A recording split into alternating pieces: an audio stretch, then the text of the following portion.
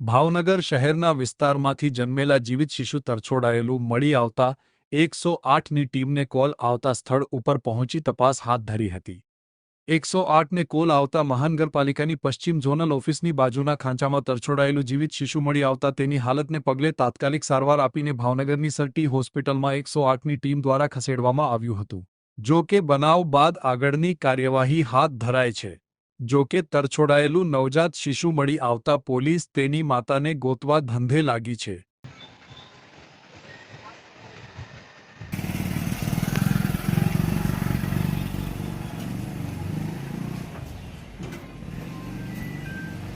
મારું નામ ઈએમટી હિરેનભાઈ રાજકોટ છે અને આજે 29 તારીખે અને 5:37 અમારામાં કોલ પડે અને મારા પાયલોટ મિત્ર શ્રી વિપુલભાઈ બારોટ અને અમે બંને અહીંયા પશ્ચિમ ઝોનલ બીએમસી ઓફિસ છે, ત્યાં બાજુમાં સરકારવાળો ખાંચો છે।